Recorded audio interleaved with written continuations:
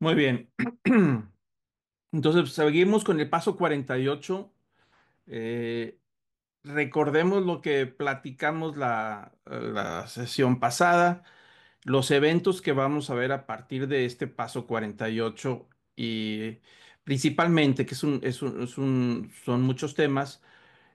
Es muy complicado ya ver la cuestión de seguir el itinerario de Jesús, su desplazamiento. Es muy complicado en este momento, o sea, a la altura de lo que llevamos ya avanzado, ¿no?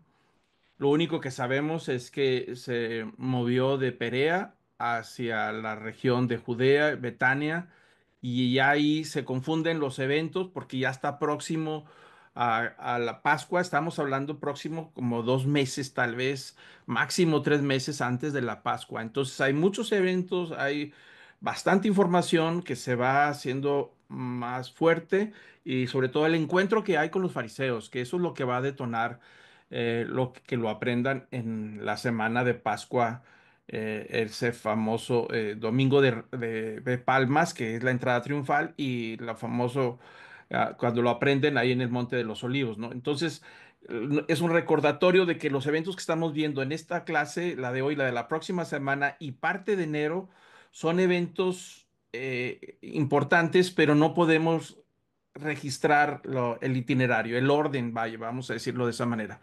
Pero ya cuando lleguemos al 49, bueno, ya va a ser más fácil y ese será ya el último paso. 48 y 49 terminaremos con este curso y sigue la etapa de lo que son los últimos días de Jesús, pero eso es un tema aparte que veremos más adelante. Entonces, nomás quería recordarles lo que vimos la semana pasada para darle conexión y continuidad a lo que estamos viendo. Y habíamos visto la sesión pasada que Jesús cura a un endemoniado ciego y mudo, y eso viene a desatar una serie de críticas de parte de los fariseos, porque ellos empiezan a decir que ese poder que está usando Jesús para exorcizar, vamos a decirlo, liberar a esta persona endemoniada, pues es de parte de Satanás. Es decir, lo estaban acusando, dijo, tú echas demonios con el poder del diablo, ¿no? Entonces Jesús aprovecha para hablar hacia los fariseos y a los que estaban cuestionando de dónde venía su poder y decía un reino dividido no puede subsistir. Es decir, yo no puedo usar el poder de Satanás para echar fuera a Satanás, eso sería incongruente, ¿no? Y empieza a dar toda una serie de explicaciones y ese milagro de liberación de este hombre que fue curado, que era ciego y mudo de nacimiento, pues va a detonar una serie de temas, encuentros con los fariseos, ¿no? Entonces, después de estar Jesús diciendo que el pecado imperdonable es el pecado contra el Espíritu Santo, lo que se conoce como la blasfemia contra el Espíritu Santo, eso sería un pecado imperdonable. Y dijo Jesús, ya en la vez pasada que lo platicamos, que es un pecado que no va a ser perdonado en este mundo ni en el venidero, es decir, no hay. Y básicamente el pecado imperdonable, que es la blasfemia contra el Espíritu Santo, es atribuir una obra que es del Espíritu Santo, atribuírselo a Satanás, como lo que estaba sucediendo. Jesús estaba liberando, sanando a este hombre y la gente, los fariseos que estaban ahí, estaban diciendo que era poder del diablo. Bueno, esa manera de atribuirle al Espíritu Santo, a obra del Espíritu Santo, que es obra del infierno, obra de Satanás, pues es una blasfemia que no es perdonada, ¿no? Y eso es algo que Jesús empezó a explicarles. Y como les digo, pues eso ha detonado una serie de situaciones. Y vamos a continuar con el punto número 5 de Mateo 12, donde Jesús tiene una vez más este encuentro con los fariseos, pero es un poco más duro en cuanto a los encuentros, como les he platicado, conforme avanzan las semanas y los meses, acercándose a la Pascua, los encuentros son mucho más fuertes en cuanto a las declaraciones de Jesús, ¿no? Y Jesús los compara a esa generación de fariseos como una generación de víboras. Esa es la manera en que se expresa. Y Mateo, bueno, más bien es Lucas 12, a partir del 33, dice, o haced bueno al árbol o bueno su fruto, o haced malo al árbol y malo su fruto. Es decir, porque el fruto se conoce el árbol. Y Jesús está hablando precisamente del poder que él usó para liberar a esta persona, diciendo que no era posible que usaran ese poder, que es poder de Dios, el que él está usando como divinidad, atribuírselo a Satanás, ¿no? Y entonces Jesús le dice, camada de víboras, ¿cómo podéis hablar cosas buenas siendo malos? Porque de la abundancia del corazón habla la boca. Y Jesús está dándoles a entender de la expresión de atribuirle al Espíritu Santo, perdón, de atribuirle a Satanás la obra del Espíritu Santo, pues son palabras de maldad. Dice, ¿cómo es posible que salga esa blasfemia de parte de ustedes cuando ustedes dicen que son buenas personas, ¿no? Porque parte de lo que los fariseos siempre han dicho, al menos ellos presumían de sentirse superiores a los demás en cuanto a santidad, en cuanto a purificación, en cuanto a vivir una regla religiosa mucho más limpia y pura que el resto de la población. Ellos se jactaban de cumplir con todos los requisitos de la ley, aún los mínimos detalles, ¿no? Entonces, por eso se sentían ellos diferentes. De hecho, la palabra fariseo significa separatista, ¿no? Ellos se sentían como una casta aparte. Entonces Jesús dice, ¿cómo pueden ustedes sentirse que son muy puros y limpios y que practican la religión en todo el detalle y al mismo tiempo no poder reconocer cuando Dios los ha venido a visitar, refiriéndose a Jesús el Mesías, que ahora está operando milagros de todo tipo y que ellos no podían reconocer, sino que tenían un rechazo y se lo atribuían a esa obra a Satanás, ¿no? Y Jesús les dice, el hombre bueno de su buen tesoro saca cosas buenas y el hombre malo de su mal tesoro saca cosas malas, ¿no? Y yo os digo que de toda palabra vana que hablen los hombres, darán cuenta de ella en el día del juicio, porque por sus palabras serás justificado y por tus palabras caerás condenado. Entonces Jesús sigue avanzando con el tema y les empieza a decir que lo que ellos acaban de declarar en hacer esa afirmación de blasfemia contra el Espíritu Santo, pues es lo que hay dentro de ellos, hay maldad. Y no podían ni siquiera reconocer la obra de Dios, aún ellos siendo testigos de lo que estaba sucediendo. Dice, lo que sale de ustedes, ese tipo de crítica y ese tipo de blasfemia, pues es lo que tienen dentro de ustedes. Y habla Jesús, hace una comparación del tesoro bueno y el tesoro malo. Noten ustedes que los versículos dicen que son tesoros, ambas partes. Es decir, si nosotros atesoramos cosas malas, es decir, que eso es lo que le damos un valor, aunque la gente diga que es malo, pues nosotros le damos un valor a las cosas malas. Y hay alguien que atesora, es decir, que guarda con mucho cuidado las cosas buenas. Y Jesús está diciendo, de lo que tú atesoras, de eso sale hacia afuera, ¿no?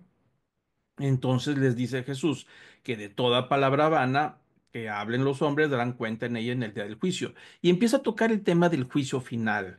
Se lo está diciendo los fariseos, de esas declaraciones que ellos acaban de decir de la blasfemia contra el Espíritu Santo, dice que van a tener que dar cuenta en el día del juicio, ¿no?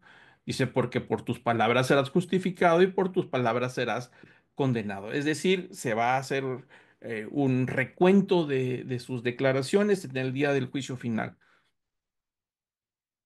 Y entonces Jesús sigue hablando en Lucas 11 referente a la liberación de esta persona, que lo cuestionaron los fariseos, que era de parte del diablo.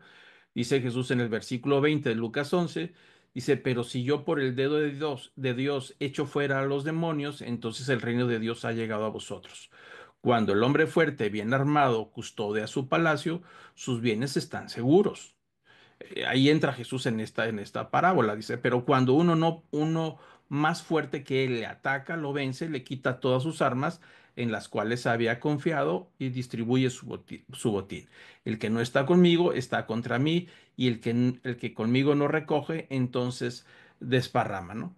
Entonces Jesús está hablando de la manera de cómo él echó fuera al hombre fuerte. En este caso, el hombre fuerte que está en su palacio, que está atrincherado con todas sus armas para defenderse, y se viene uno más poderoso y lo echa fuera. Y Jesús está diciendo que aunque Satanás estaba dentro de esta persona y lo tenía atrincherado, viene Jesús más poderoso que el diablo y lo echa fuera realmente, ¿no?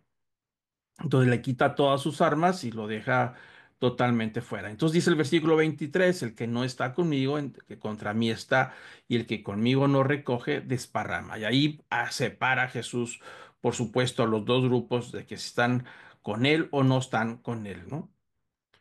El versículo 24 sigue diciendo Jesús referente al tema de esa liberación.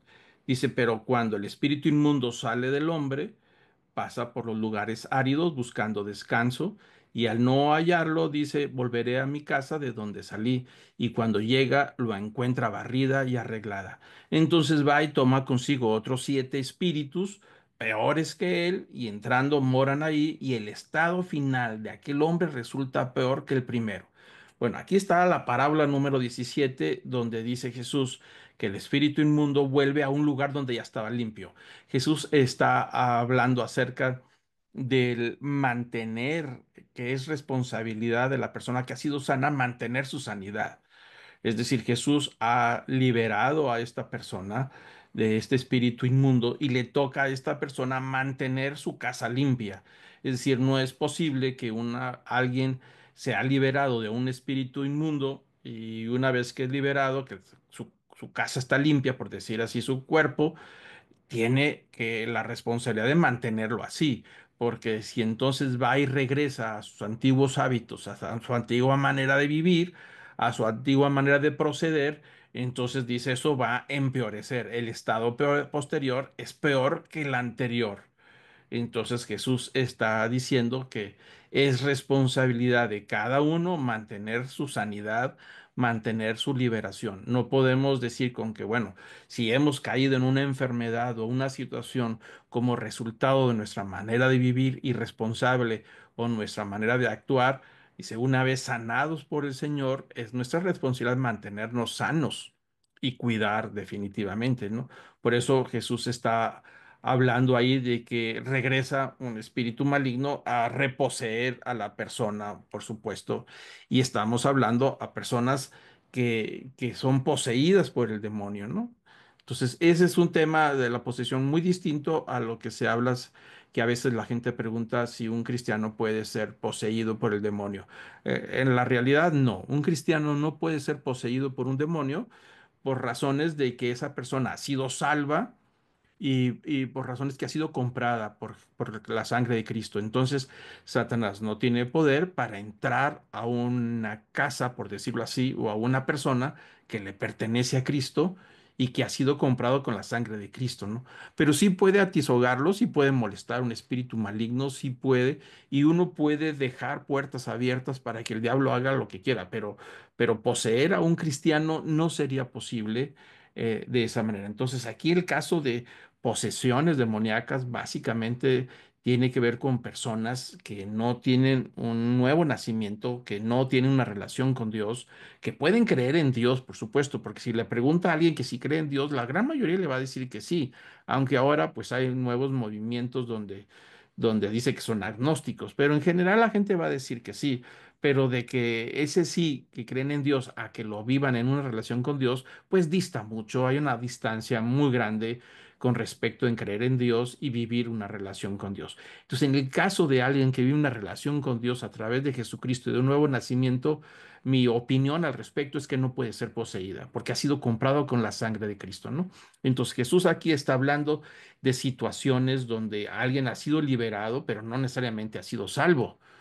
Entonces esa persona ha sido liberado, pero si esa persona no ha sido, no entra en tema de salvación, de un arrepentimiento, de un cambio de vida y regresa a su antigua manera de vivir, dice la situación posterior es peor que la que tenía anteriormente, ¿no? Y seguimos con el punto número 7, con toda la explicación que Jesús está dando con respecto a la parábola y a la liberación de este hombre poseído por Satanás desde su nacimiento, que fue un espectáculo a la vista de todos. Dice Lucas 11, versículo 27, que mientras Jesús enseñaba todas estas verdades, estas cosas, dice, una de las mujeres de la multitud alzó la voz y le dijo, dichosa la matriz que te concibió y los senos que te criaron. Pero él le dijo al contrario, dichosos los que oyen la palabra de Dios y la guardan.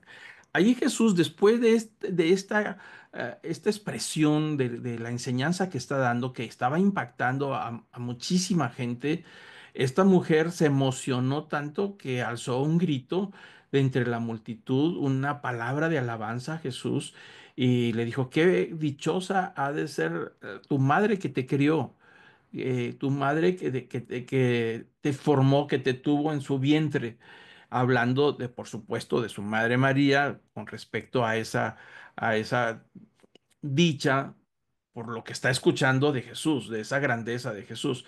Y entonces él dice, no, al contrario, es más grande aún que mi madre que me crió, dice, es más grande y más dichosos aquellos que oyen la palabra de Dios y la ponen en práctica. Entonces eso es muy interesante lo que está diciendo Jesús, que la grandeza en el reino de Dios, como lo hemos platicado antes, tiene que ver precisamente con escuchar la palabra de Dios y vivirla de acuerdo a la palabra de Dios.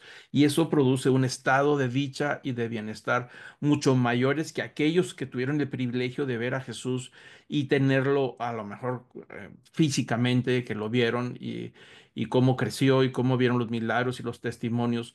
Entonces ahí esta mujer, Jesús le da una respuesta que nos debe de llevar a nosotros a pensar que la grandeza en el reino de los cielos está precisamente en escuchar la palabra de Dios con la intención de obedecer y llevarla a cabo, ¿no?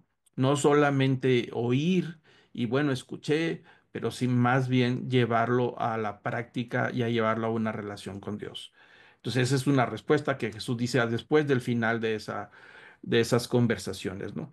El punto número 8 en Lucas 27 sigue avanzando, perdón, Lucas 11 29 al 30. Jesús habla una vez más acerca de su resurrección, es decir, está avanzando con el tema de la resurrección.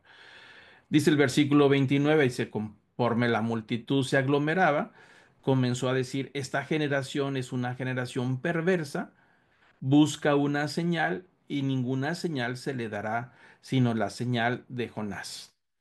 ¿A qué se refiere con esa generación? Se está refiriendo obviamente a la generación de los fariseos, de los escribas, de los estudiosos de la ley, de la casta reinante, de los que son los líderes del pueblo de Israel, que son las personas que se resistieron a aceptar la enseñanza de Jesús y se resistieron a creer que Jesús era el Mesías prometido. Porque venía de Nazaret, venía de Galilea, y como ellos decían, de Galilea no puede salir nada bueno. Es decir, batallaron en aceptar que el Mesías prometido viniera de un lugar no reconocido, en lugar de venir de Judá o de venir de las familias predominantes ahí en Jerusalén, ¿no? Entonces Jesús tiene esa resistencia, como vimos en todas estas clases que hemos estado estudiando. Hay una resistencia de parte de toda esta casta dirigente y Jesús le dice, es una generación perversa, es decir, mala, porque buscan una señal. ¿Y por qué dice que es perverso? Porque han sido testigos de cantidad enorme de milagros. Ya los estuvimos estudiando. Milagros de todo tipo y conforme avanzamos en las clases vimos que la manifestación del poder son cada vez más grandes, desde resucitar gente hasta ordenar y tener autoridad sobre los elementos naturales como cuando pacificó el mar de Galilea, los vientos, multiplicación de los panes, echó fuera demonios. Ya había una posesión donde un demonio se llamaba Legión, es decir, gran cantidad de espíritus malignos que tenía esta persona. Entonces, toda esta manifestación de poder, muchas veces los fariseos fueron testigos en muchas ocasiones, como lo leímos, pero seguían sin creer. Por eso Jesús decía, esta es una generación perversa, porque han tenido todo tipo de señales. Estas señales que Jesús hizo, acordemos que son la garantía de que Él es el Mesías. Por eso Jesús en una ocasión le dijo a los fariseos, pues si no creen en mi palabra, cuando menos crean en todos los milagros que he hecho, porque no querían creer. Entonces dice, ellos son malos. Acababa de ver la situación del milagro de sanidad de este hombre que fue liberado de este espíritu de ceguera y mudo, y los fariseos dijeron que era de parte de Satanás, o sea, se resistían a creer, no querían aceptar por ninguna manera que Jesús fuera el Mesías y que el mensaje que traía era un mensaje de salvación. Por eso le dice, es una generación perversa. Y en cierta manera se parece a nuestros tiempos. Vivimos tiempos muy complicados porque cada vez hay más gente que se resiste aceptar, es decir, la palabra de Dios, quiere pruebas, quiere señales. Es decir, nosotros somos una generación que estamos acostumbrados a creer lo que entendemos. Y si no lo entendemos, entonces no lo creo. A creer si lo vemos y si no lo vemos, entonces no lo creo. Esta generación batalla por aceptar algo que no ha visto o algo que no entiende 100% porque somos una generación analítica, nos han enseñado a analizar, a estudiar, a comprender, y si algo no lo comprendemos, entonces lo dejamos en una anaquel aparte para el futuro seguirlo estudiando. Esta es una generación acostumbrada a las explicaciones. Pero hay cosas que no se pueden explicar porque estamos hablando de la intervención de Dios, que es espíritu, entrar a este reino material. Es decir, el reino de Dios está cerca, fue lo que dijo Jesús, y que había que arrepentirse, es decir, entrar en un proceso de regeneración para poder ser convertidos de criaturas a hijos de Dios. Bueno, ese proceso de poder aceptar por fe, porque es un asunto de fe de Jesús, porque la divinidad está hecha carne y pues, ¿cómo que tiene apariencia igual a nosotros? No puede ser. Mucho menos que sea alguien de bajo nivel social. Entonces, esa parte cuesta mucho en nuestros días, en esta generación acostumbrada al análisis, a la comprensión, acostumbrada a ese tipo de cosas, ¿no? Entonces, sí vivimos en cierta manera en una generación que le cuesta y que en ese sentido sería perverso, porque sería el mismo espíritu de los fariseos de rechazar por completo cualquier situación o enseñanza de Jesús. Por eso dice Jesús, es una generación perversa porque está buscando pruebas. Es decir, Dios puede dar las pruebas que Él quiera, pero nosotros no las aceptamos. Tenemos que poner la prueba para poder aceptar. Si no sucede de esta manera, si no lo hace de esta manera y si no lo veo de esta manera, entonces no lo creo. Entonces, por eso esa generación quería una señal, pero tenían muchísimas señales, les habían dado de todo tipo de milagros, la fama de Jesús crecía, multitudes le seguían, grandes cantidades, nomás como ejemplo tenemos ahí cuando alimentó a la multiplicación de los peces y de los panes, ¿cuánta gente había ahí? Pues 5,000 solamente contando a los hombres, sin contar mujeres y niños, entonces si los contáramos estaríamos hablando, no sé, de 8,000, 9,000 o tal vez de 10,000 personas. Pero aún así esa señal ahí estaba, se hizo en público el gran milagro. En dos ocasiones sucedió, pero seguían pidiendo una señal. Entonces Jesús dice, ya no se les va a dar ninguna señal más que la señal de Jonás. Y ahí Jesús ya está hablando en clave. Dice, porque de la misma manera que Jonás vino a ser una señal para los ninivitas, así también lo será el Hijo del Hombre para esta generación. Entonces Jesús está tomando a la historia de Jonás, cuando Dios le invita, le dice a Jonás que vaya a profetizar a la ciudad de Nínive, allá por el norte de Irán estaba la ciudad de Nínive, y dice, ve y háblales y diles lo que va a suceder si no se arrepienten.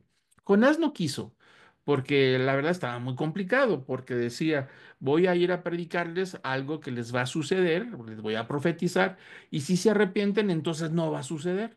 Y entonces van a decir que yo soy el mentiroso. Entonces no lo tenía fácil. Entonces Jonás se fue y huyó, se subió a un barco extranjero y ya conocemos la historia.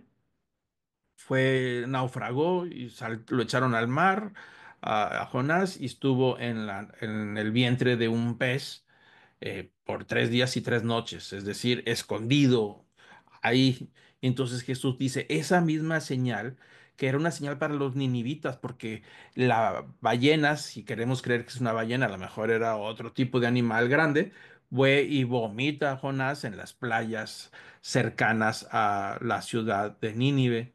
Y entonces eso era una prueba sobrenatural para los ninivitas, los de Nínive, con respecto, y así lo escucharon entonces a Jonás. Dice, bueno, así van a recibir una señal también de parte mía. Así será el Hijo del Hombre para esta generación. La prueba máxima. Tuvieron pruebas de todo tipo, milagros, sanidades. Inclusive podía leer Jesús perfectamente lo que pensaban los fariseos, se adelantaba lo que iban a decir, todo ese tipo de cosas que los seguía sorprendiendo, pero ellos seguían sin creer. Pero había resucitado gente, pero ahora la prueba máxima es el mismo generador de vida. Dice, nadie me quita la vida, sino yo la pongo. Y Jesús dijo en el mismo Evangelio de Juan, y lo estudiamos en una ocasión en el capítulo 5 y 6, donde decía, yo soy el generador de la vida. Es decir, él, a mí nadie me la quita. Entonces, cuando Jesús muere en la cruz, está 3 días, 3 noches en el sepulcro, como la señal de Jonás, y él resucita. Es decir, no viene alguien y lo resucitó a él. Es decir, él es el generador de la vida. La muerte misma no lo pudo detener. El Hades no lo pudo detener. Y entonces Jesús resucita, por supuesto, en un cuerpo glorioso, que ahí vamos a hablar cuando llegue el momento de estudiar ese tema de la resurrección, ¿no? Pero entonces Jesús está hablando de una predicción.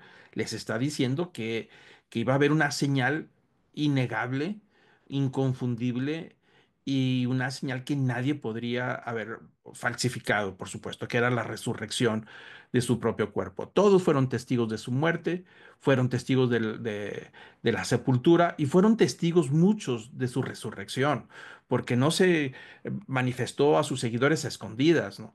En lugares públicos siempre estaba Jesús. Y la última ocasión fue ahí en Betania, en el Monte de los Olivos, ahí cerca, donde se reunió con un buen número de discípulos. La Escritura dice que había hasta 500 discípulos en una ocasión cuando Jesús se manifiesta a ellos, ¿no?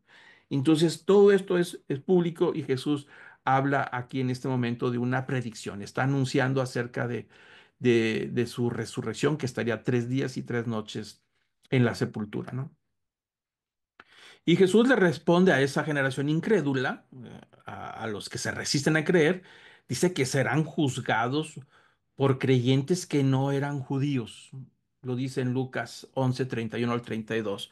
No es la primera vez que Jesús les dice a los fariseos que otros se van a levantar en el día del juicio, otros que no eran judíos.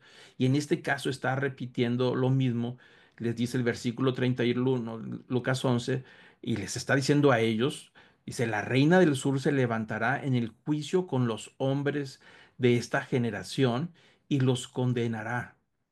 Y es muy interesante. Vuelvo a hablar de esa generación incrédula, judíos incrédulos, religiosos, ultraconservadores, que presumían de cumplir con todos los requisitos de la ley, pero no tuvieron la sensibilidad de poder aceptar la venida del Mesías. O sea, no lo reconocieron. Como Jesús lloró unos días antes de ser aprendido en el huerto, que lloró y le dijo, ay, Jerusalén, Jerusalén, que apedreas a los profetas y a los que te son enviados. ¿Cuántas veces quise reunirte a ti como la gallina reúne a sus polluelos y no quisiste? Por lo tanto, serás quebrantada, serás invadida y serás destruida, ¿no? Entonces, ahí el asunto está en que esa generación, hubo muchos creyentes en Jesús, por supuesto, muchos de sus seguidores, pero la generación a la que se refiere se está refiriendo a los líderes, a los encargados de instruir a Israel, de guiarlos, de apacentarlos, de llevarles la enseñanza, el conocimiento de la palabra. Dice, esa generación religiosa no lo aceptaron y entonces se sentían tan orgullosos que en una ocasión le dijeron a Jesús, nosotros no somos esclavos, somos libres de nuestro padre Abraham. Presumían mucho de su abolengo y de su linaje. Entonces Jesús les está diciendo que llegará el día del juicio final, porque a partir de allí toca el tema del juicio final, que va a dar más detalles más adelante. Entonces dice que vendrá el día del juicio final y que esta generación incrédula que vieron todos los milagros y que no quisieron escuchar a Jesús, pues van a ser juzgados por lo que dijeron por todo el ataque que le hicieron a Jesús, esa generación que no le reconoció, y dice que se levantará la reina del sur, es decir, la reina de Saba. Hace referencia a Jesús a una historia muy interesante en el libro de Crónicas y de Reyes, en los tiempos del rey Salomón, el gran Salomón, que vivió con todo su esplendor, con toda la riqueza, después de su padre David. Fue un hombre muy rico, muy sabio y su fama se extendió hasta partes de África, ¿no? Y desde allá vino una reina, la reina del Saba, que es lo que se conoce actualmente de Etiopía. Desde lejos vino esta reina para poder conocer a Salomón y hablar y conocer su sabiduría, ¿no? Entonces ahí estuvo un tiempo porque le dijo, llegó con tesoros y llegó con mucha riqueza ofreciéndole al rey Salomón. Dijo, he venido a escuchar de tus propios labios la sabiduría que tienes, ¿no? Ahí estuvo ahí un tiempo. Entonces esta mujer, por supuesto, después de meses, no sé cuánto tiempo estuvo ahí en Jerusalén con Salomón. Algunos dicen que tuvo un hijo con Salomón y se regresa a Etiopía, y entonces la reina de Saba junto con sus descendientes fundaron ahí lo que son los judíos etíopes, que actualmente los judíos de raza negra son etíopes y que son descendientes de esta mujer de la reina del sur, las reinas de Saba, y que son descendientes de Jesús, perdón, de los judíos, y todavía hasta nuestros días ellos reclaman la ciudadanía, y bueno, el gobierno de Israel los reconoce como judíos etíopes, es decir, de raza negra, que son descendientes. Bueno, Jesús está haciendo referencia a esta reina que no es judía, que es una visitante y que fue muy cautivada por la enseñanza y por la religión judía. Dice, bueno, en el día del juicio final, ella se levantará para condenar a esa generación que no creyó en Jesús. Para ellos era una ofensa gravísima, ¿no? Diciendo, ¿cómo? Que nos van a juzgar, y mucho menos alguien que no es judío, es decir, raza inferior. Acordémonos que para los fariseos y los religiosos, todos aquellos que no eran judíos eran gentiles, y estaban en un grado inferior para ellos, de tal manera que ni siquiera tenían tratos con los gentiles, no se metían a una casa de gentil, no los saludaban, no los tocaban, no, toda esa distancia para no perder su purificación levítica o racial. Entonces dicen, como una mujer de ese nivel, y sobre todo de África, nos va a juzgar a nosotros en el día del juicio. Pues eso, por supuesto, estaba levantando el calor de los fariseos y los estaba haciendo echar chispas por lo que Jesús les estaba diciendo. Dice, los condenará porque ella vino desde los confines de la tierra para oír la sabiduría de Salomón, y mirad, algo más grande que Salomón está aquí. Es decir, si esta mujer vino desde lejos a escuchar la sabiduría de Salomón, pues yo soy más grande que Salomón, y ustedes no han querido aceptar ni mi palabra ni aceptar los milagros porque dicen que son del poder del diablo. Y luego dice el versículo 32, los hombres de Nínive, es decir, de lo que acaba de decir de la prueba de Jonás de 3 días, este profeta que fue a Nínive, que no eran judíos tampoco, pertenecían a pueblos paganos, dice que los hombres de Nínive se levantarán en el juicio con esta generación y la condenarán. ¿Por qué? Porque ellos se arrepintieron. Es decir, va Jonás, les profetiza lo que va a suceder a menos que se arrepientan. Y efectivamente dice la historia en los libros, textos bíblicos, que la generación de Nínive se arrepintieron y por lo tanto no llegó la destrucción. Es decir, creyeron en el Señor, en el Dios de Israel. Entonces dice Jesús que esa generación que creyó se va a levantar en el día del juicio final y los va a condenar a esta generación que no cree en Jesús. Dice, porque ellos se arrepintieron. Eran gentiles, sí, pero se arrepintieron con la predicación de Jonás. Y si dése cuenta que alguien más grande que Jonás está aquí delante de ustedes y ustedes no están creyendo. Entonces, esas palabras de que los gentiles iban a juzgar a estos judíos por su incredulidad y que se levantarían en el día del juicio para apuntarlos con el dedo de ser blasfemos contra el Espíritu Santo, de no creer en el Mesías, de no creer en la enseñanza y de atribuirle que todo ese despliegue de poder del Mesías era de parte de Satanás, pues iban a ser juzgados. ¿Juzgados por quién? Por gentiles, que sí creyeron y que sí se arrepintieron cuando tuvieron esa visitación de un profeta que les invitó a arrepentirse. Es decir, dice Jesús, estos gentiles de Nínive tenían más sensibilidad al arrepentimiento que ustedes con toda su religiosidad. Así es que eso pone las cosas en un contexto de echar espuma. Me imagino que están hirviendo por dentro, les está hirviendo la sangre de lo que están escuchando, de que alguien inferior va a venir a juzgarlos el día del juicio final, ¿no? Y Jesús dice, continúa ahí sobre esta condena hacia los fariseos. En Lucas 11:37 dice que cuando terminó de hablar, un fariseo le rogó que comiera con él, y Jesús entró y se sentó a la mesa. Es decir, da la impresión de que los que estaban ahí presentes, a pesar de que les dijo que era una generación incrédula, como que alguien de ellos tuvo un poco más de interés en que le explicara con más detalle las cosas de lo que estaba hablando. Y noten ustedes, dice que le rogó. No sé si Jesús dijo que no o estaba insiste, insiste y Jesús no le hacía caso. Le dijo, ven a mi casa a comer, ¿no? Y Jesús entró y se sentó a la mesa. Pero el versículo 38 dice que cuando el fariseo vio esto, se sorprendió de que Jesús no se hubiera lavado primero antes de comer según el ritual judío. Es decir, volvemos al mismo punto, el fariseo se sorprende cuando Jesús va directamente a los alimentos y no cumple con un ritual de lavamiento de purificación de las manos. No es un lavamiento de agua con jabón como lo hacemos nosotros para quitar las bacterias, no, es un lavamiento de purificación, es decir, de santificarse ellos antes de tomar los alimentos. Y es un lavamiento ritualístico, porque así establecía la ley que tenían que cumplir. Entonces pasaban agua sobre las manos y hacían unas oraciones donde bendecían a Dios y purifícame y una serie de cosas, ¿no? Entonces Jesús no hizo con ese ritual. Y entonces ellos se sorprenden porque Jesús no hizo un ritual de lavamiento de las manos. Y dice el versículo 39 que Jesús les dijo, ahora bien, vosotros los fariseos, noten ustedes lo que está diciendo Jesús. Dice, vosotros los fariseos limpias lo de afuera del vaso y del plato, pero por dentro estás llenos de robo y de maldad. Jesús empieza a hablar muy duro porque la crítica que está recibiendo le están diciendo que él no se está purificando. Entonces Jesús arremete y dice, sí, ustedes son muy detallistas para poder cumplir con la limpieza de los vasos por fuera del plato, pero dentro de ustedes mismos está la maldad. ¿De qué sirve que cumplas con un ritual exterior sobre el lavamiento, sobre la purificación, si la contaminación la tienes dentro de ti? Que eso es lo que Jesús estaba tratando de hacerles entender a los fariseos que se arrepintieran por toda esa maldad. Por eso dice el versículo 40, dice, necios.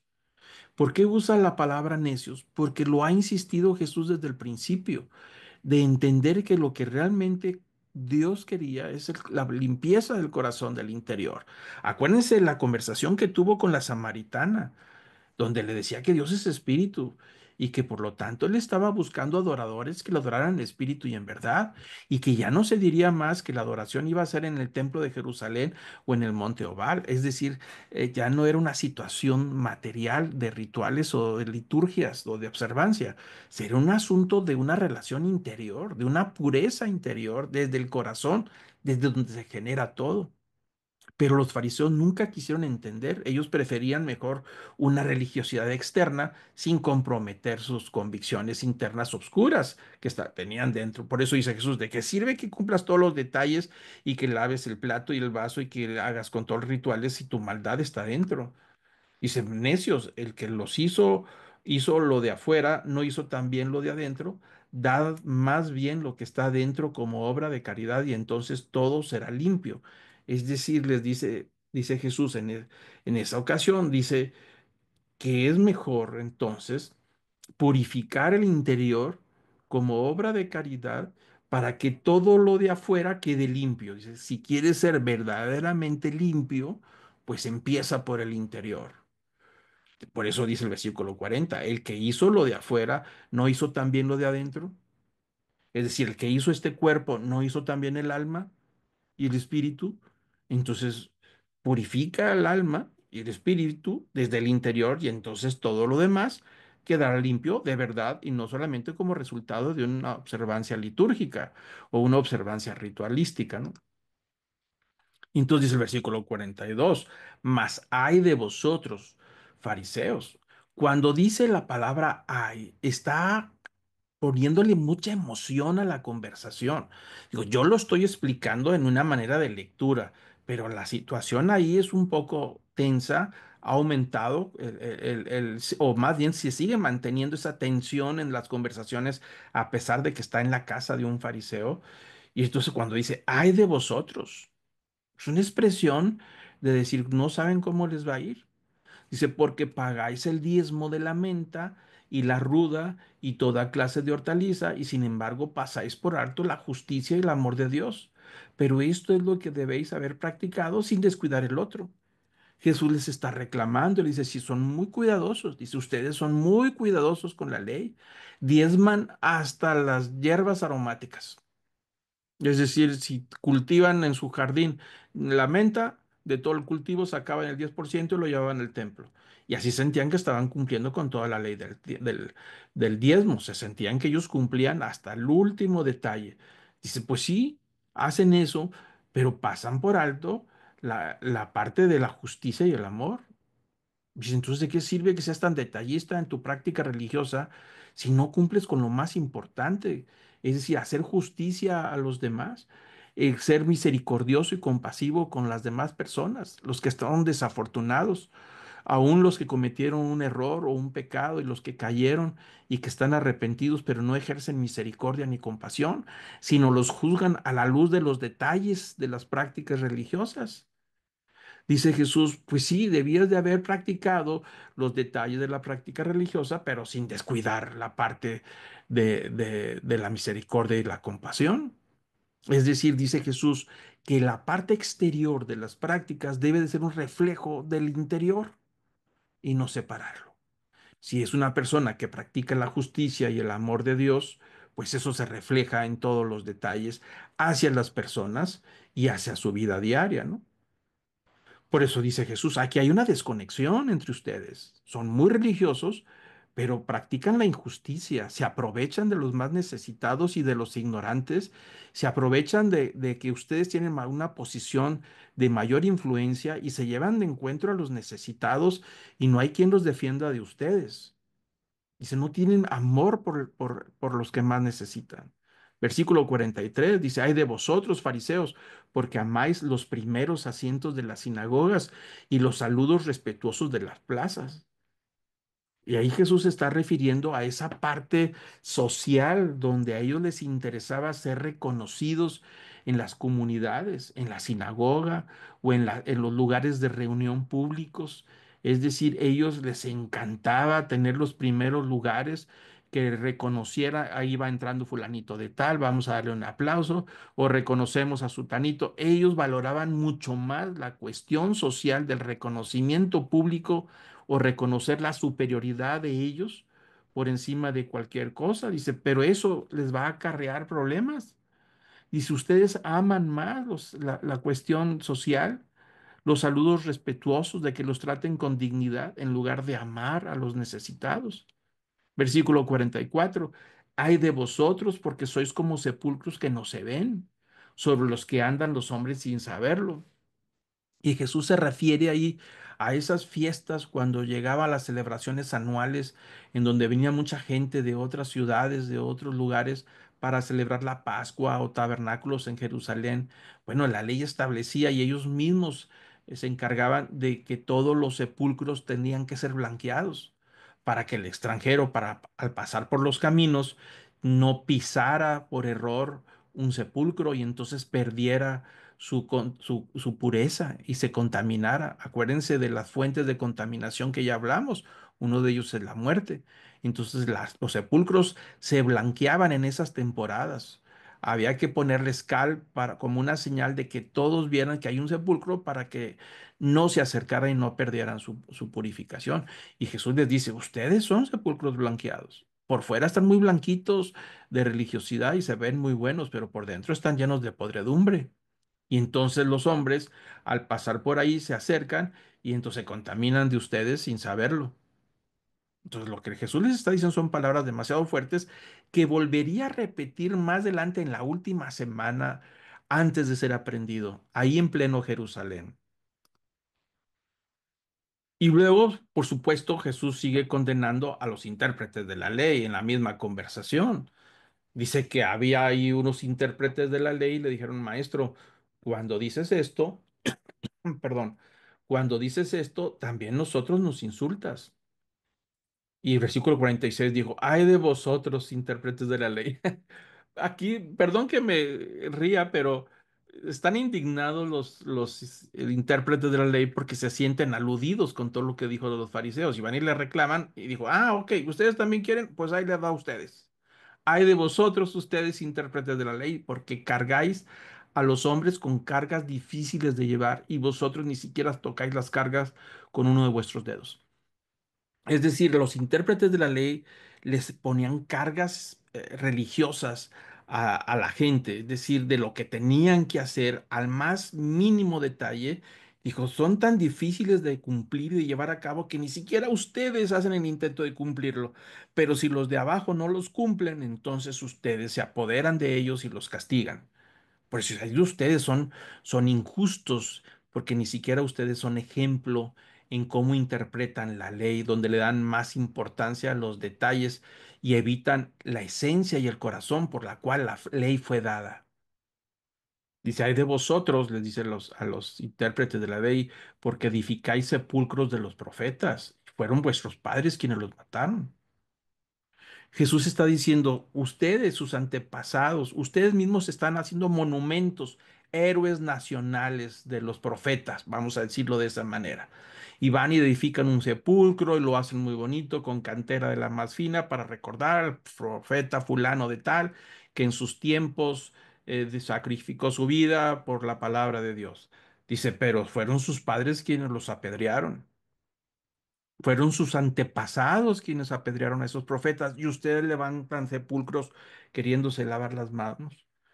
Versículo 48 dice, de modo que sois testigos y aprobáis las acciones de vuestros padres, porque ellos los mataron y vosotros edifican los sepulcros. Dice, sus padres, sus antepasados apedrearon los profetas y ustedes les dan honores. Y cuando llega el día fulano de tal, el día del profeta fulano, van y le ponen ahí un arreglo floral.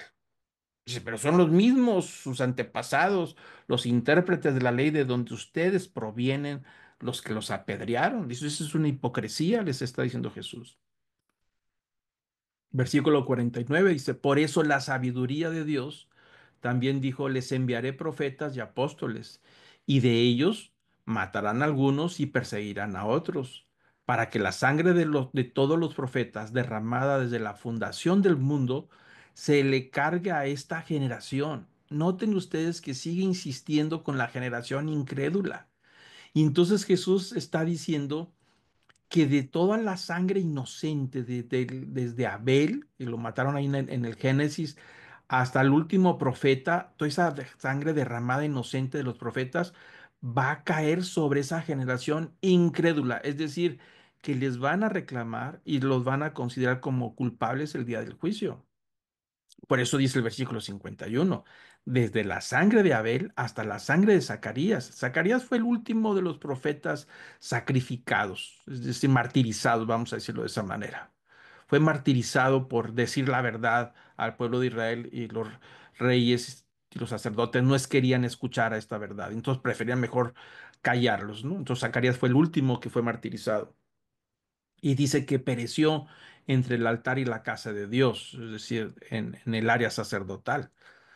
Sí os digo que le será cargada a esta generación. Ay de vosotros, intérpretes de la ley, porque habéis quitado las llaves del conocimiento. Vosotros mismos no entráis y a los que estaban entrando se lo impediste. Entonces ahí está la palabra tremenda donde le está diciendo, la sangre inocente va a caer sobre ustedes por incrédulos, por una generación perversa e hipócrita que mantiene una imagen, pero por dentro tiene podredumbre. Y entonces empieza a decir a los fariseos y a los intérpretes de la ley, a los intérpretes, dice, en lugar de ustedes dar el conocimiento de la palabra de Dios al pueblo, enseñar al pueblo la palabra de Dios, ustedes la cierran y nada más ustedes la pueden leer y nadie se les puede acercar y ustedes son los únicos de interpretar y entonces le quitan la llave del conocimiento de Dios a las personas. Y si ni siquiera ustedes la practican, por eso dice Jesús, quitan la llave del conocimiento al pueblo de la palabra de Dios y vosotros mismos ni siquiera entran y a los que quieren entrar no los dejan entrar. Es decir, los condenan si alguien quiere saber más de Dios. Por eso les empieza a hablar muy duro a los intérpretes de la ley, porque ellos tienen el tesoro del conocimiento de Dios y son los responsables de transmitir el conocimiento de Dios al pueblo de Israel, pero se lo reservan. Se reservan las interpretaciones, se lo filtran y entonces le dicen al pueblo lo que tienen que hacer y les imponen las cargas rituales y las observancias difíciles de cumplir que ni ellos pueden cumplir. Y entonces dice Jesús, ustedes quitan el conocimiento y lo peor de todo es que ni siquiera ustedes entran y si alguien tiene el intento de querer entrar a ese conocimiento, se lo van a impedir, lo condenan. Entonces ahí Jesús está exponiendo la gravedad del sistema religioso del pueblo de Israel. Por eso desde las primeras conversaciones, cuando Jesús empieza su ministerio, empieza en el templo, después de las bodas de Caná y después del bautismo, empieza su ministerio y empieza a hacer una limpieza en el templo porque había una corrupción en los negocios del templo, en los abusos, en todo este maltrato entre la casta sacerdotal que tenía los derechos de los dineros en el templo y hacían lo que querían y los hijos de ellos hacían lo que se les antojaba, los intérpretes de la ley hacían lo que querían con el conocimiento de Dios y los fariseos hacían lo que querían con el pueblo. Por eso Jesús dice en la Escritura que cuando veía al pueblo de Israel los veía como ovejas sin pastor. Sentía tristeza por ellos. Y se veía al pueblo como ovejas sin rumbo y sin dirección, sin alimentos, sin cuidados, porque los encargados de alimentar al pueblo de Israel, a estas ovejas, no lo estaban haciendo.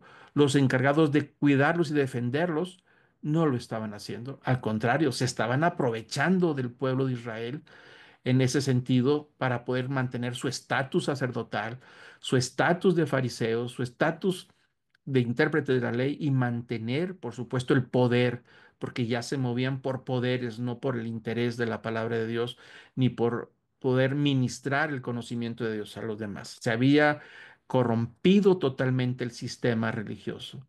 Por eso Jesús hablaba, dijo, esto se va a acabar, este sistema religioso va a desaparecer. Dijo, yo he venido a cumplir la ley, es decir, al propósito de la ley, el objetivo de la ley era la persona de Jesús. Y al momento de morir en la cruz cumplió con todos los requisitos de la ley y pasó a otro nivel. La persona ya no dependería del templo, ni del sistema sacerdotal, ni de los intérpretes de la ley. La persona ahora tendría una relación única, personal e íntima con Dios a través de que él sería ahora él el templo y ahora el Espíritu Santo viviría en él y tendría una relación personal, ya no a través de un sistema religioso. Por eso Jesús lo dijo varias veces. Dijo, todo este templo va a desaparecer, ya no tendrá sentido.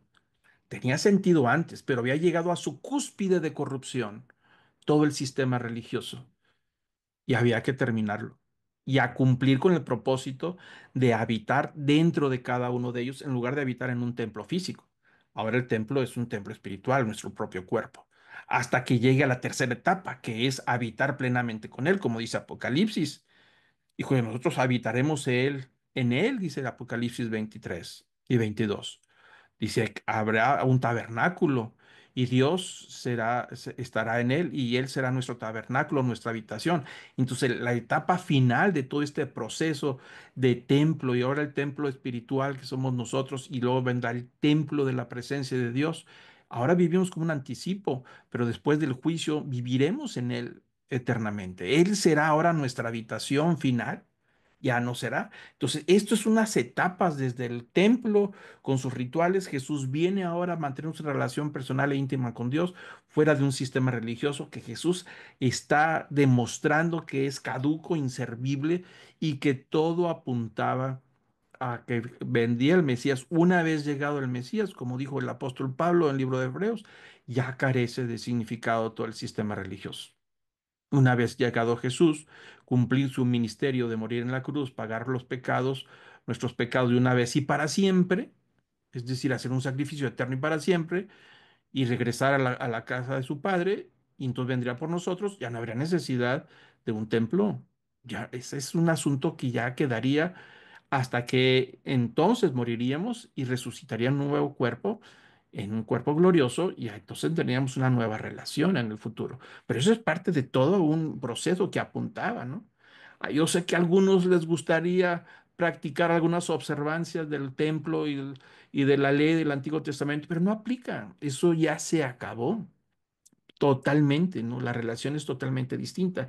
Todo esto que Jesús está haciendo está demostrándoles el fracaso de los fariseos, de los sacerdotes y de los intérpretes de la ley, que tienen que arrepentirse de la manera en que vivían para poder entrar ahora al arrepentimiento, porque el reino de los cielos estaba cerca, ¿no? Versículo 53 dice que cuando salió de allí, los escribas y los fariseos comenzaron a acosarle en gran manera. Por supuesto. Digo, no se iban a quedar con los brazos cruzados. Los estaba exhibiendo públicamente. Estaba demostrando con palabras poderosas de que el sistema había fracasado porque ellos habían fracasado, los fariseos, los sacerdotes y los escribas en todo el sentido. Se habían aprovechado de las ovejas del pueblo de Israel.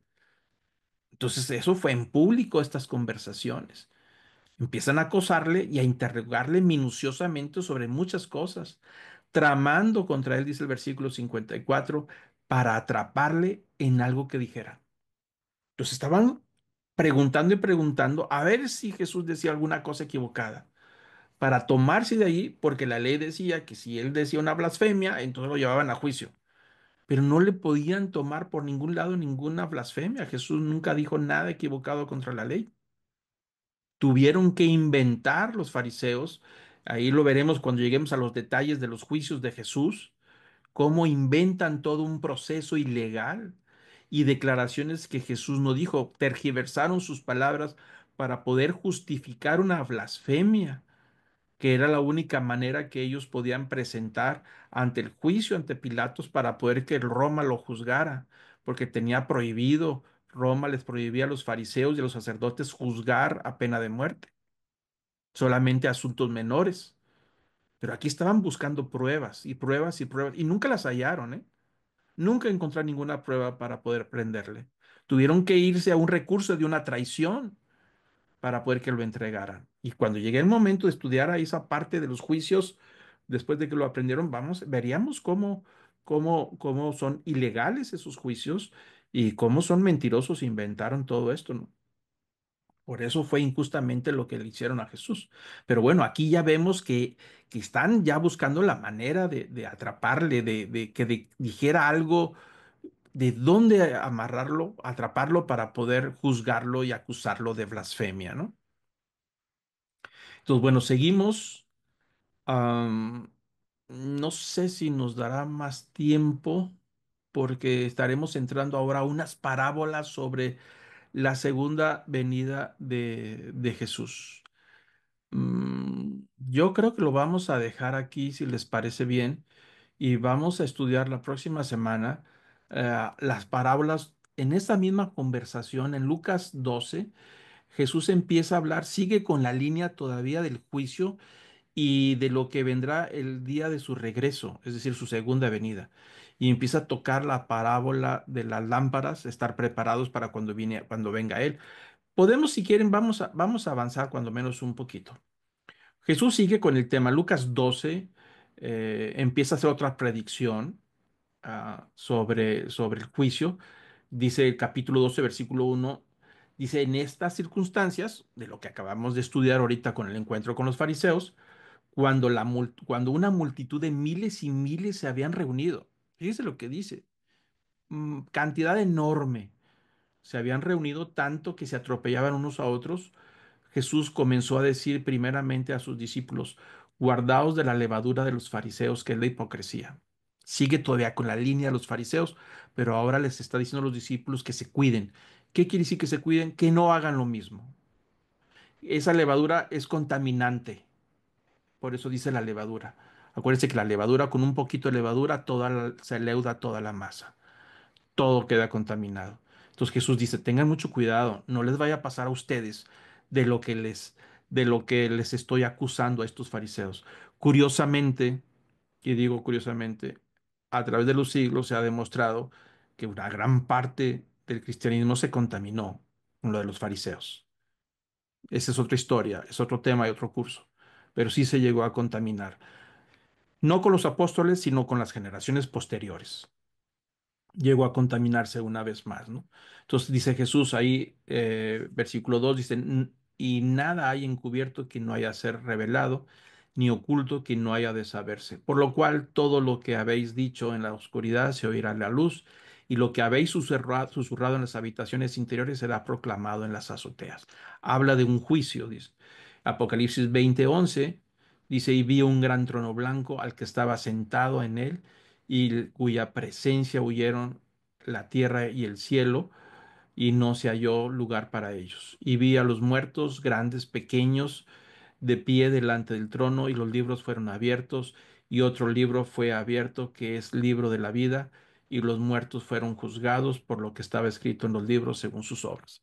Jesús en este capítulo de Lucas 12 está hablando de que cuando dice todo se, lo oculto se hará de revelar, está hablando del gran día final, en donde todos daremos cuenta de lo que hicimos y de lo que dijimos, y hace referencia a lo que los fariseos y los escribas empezaron a malinterpretar y a decir acerca de Jesús, ¿no? Y acerca de todo, cada uno de sus hechos y sus palabras. Así que Jesús sigue con la misma conexión de que está prediciendo que va a haber un gran trono de juicio el día final. Y Apocalipsis lo dice claramente, ¿no? Donde habrá un juicio, donde será todo abierto y daremos cuenta de todas las cosas. Todos, sin excepción, seremos juzgados. Es decir, el juicio es para todos. Pero la gran diferencia cuando llegue el día del juicio final, que la persona que se ha refugiado en la gracia de Cristo, en el arrepentimiento, en el perdón, en la misericordia de Cristo, cuando llegue el día de juicio final, seguramente dice, este no va a pasar. ¿Por qué? Porque tiene una naturaleza de pecado. Pero si ha sido cubierto por la sangre de Cristo a través del arrepentimiento, entonces dice, cuando veo a fulano, no veo a fulano, veo el nombre de Cristo en él. Y entonces es el día del juicio, pasará por misericordia y por compasión y por gracia, porque se refugió en la sangre de Cristo, no en sus méritos. Pero que todos vamos a ser juzgados, todos. Pero aquel que no se refugió en la sangre de Cristo, que no tiene un nuevo nacimiento, también será juzgado y serán abiertos los libros de todos sin excepción. Ninguno nos podemos escapar al gran juicio final. No hay manera de sacarle la vuelta. Aunque seamos cristianos, seguidores de Jesús y todo, con todo y todo, es la sangre de Cristo que en el día final, su gracia nos va a proteger y nos vamos a refugiar en Él. Es decir, nosotros no tenemos mérito para poder pasar a la gloria eterna. No tenemos, no contamos con nada, ninguno de nuestros méritos ni nuestras obras. Al final de cuentas, tenemos una naturaleza de pecado. No somos mejores que los fariseos, somos igual en todos los sentidos porque somos pecadores. La gran diferencia es que hemos sido redimidos por la sangre de Cristo y nosotros le hemos aplicado la fe a la persona de Jesús en la cruz y nos hemos refugiado en su gracia que se transforma en perdón y en una nueva criatura. Y cuando llegue el día del juicio, entonces nos presentaremos en el nombre de Jesús para poder pasar a la gloria eterna, no en nuestro nombre, ¿no? Entonces ahí está la predicción número del 23 de Jesús, el gran trono blanco, ¿no? Y bueno, ahí aparece ya una parábola. Vamos a dejarlo ahora sí hasta aquí. Sigue con el tema de las parábolas sobre la incertidumbre de la vida.